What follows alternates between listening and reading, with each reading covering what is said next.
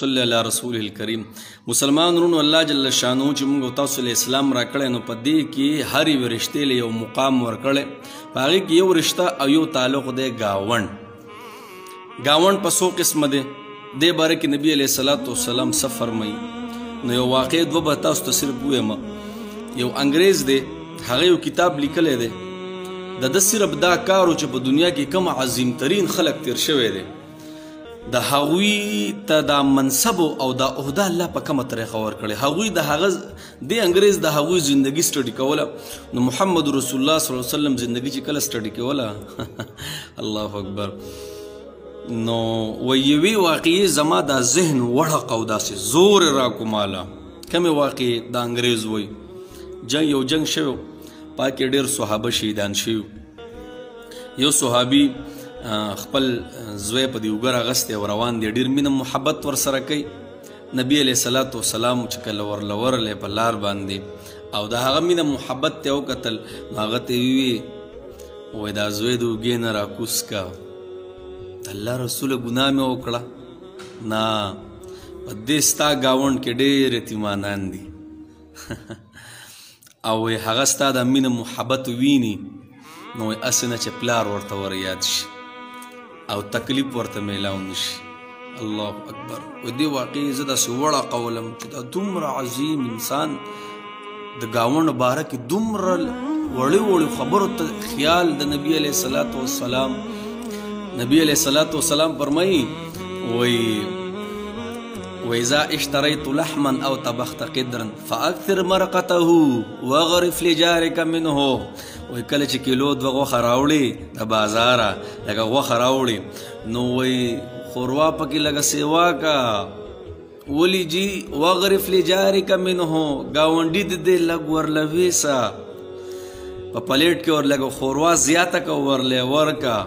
نبي علیه السلام دا هم فرمایي ګوره که کور ته فروټ راوړئ نو وی لږ ډېر راوړئ چې ګاونډیانو له ترې ورکئ، او که نه ګاونډیانو له نشئ ورکولی، غریبانان یې، نو ګوره پام کوئ چې بچیم هغه چلکې او هغه پوستکي ګورئ ښکاره وا نرته یې ښه.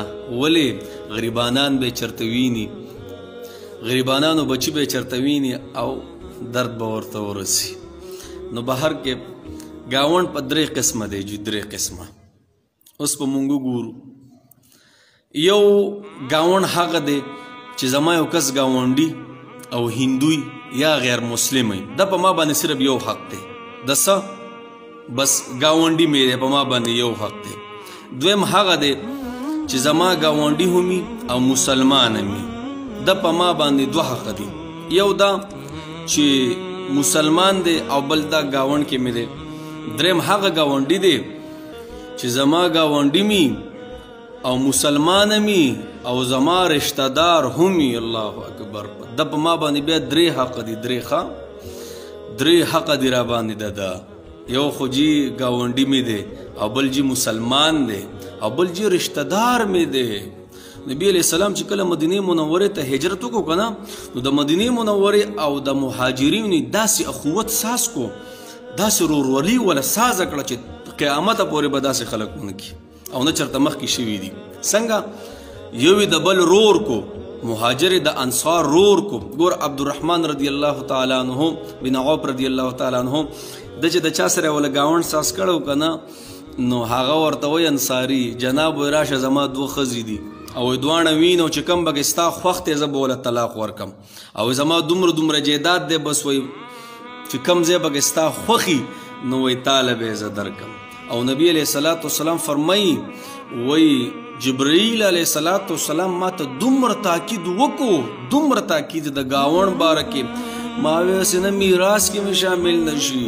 نو بهر کې زما محله کې ګاونډیان دي، زه مسافر یم، په دیرو کې زما سره ملګري دي، دا ټول ګاونډ کې راځي. ښه، د صحابو ګاونډ ته دې مونږ وګورو، سړی حیران شي خدای پاکه، جنګ دی جنګ دی. او صحابي راووت، زه د خپل د تره زوی په تالاش کې راووتم او وایي ما وی اوبه به وله ویسم، چې ورغلم زما تره زوی ډېر زخمي حالت کې پروت دی او سیری دی. ما چې وله کله اوبه ورکولې نو د هغه خواته یو بل صحابي آواز وکړو.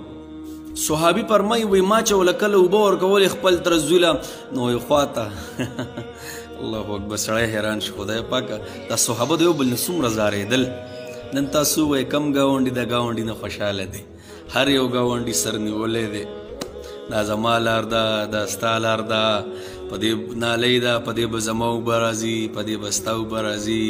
دا زما پوله ده، دا ستا پوله ده، دا زما پټی دی، دا ستا پټی دی. ټولې جګړې نن په دې دي.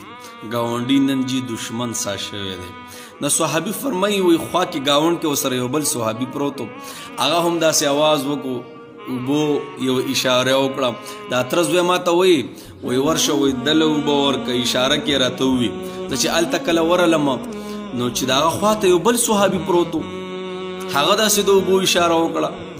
دغه صحابي وي دی بل ورکه، ما ته ضرورت نشته. اته چې کله ورسېدم هغه دنیا نه تللی و. دی بل کس ته چې کله راورسېدم دی هم د دنیا نه تللی و.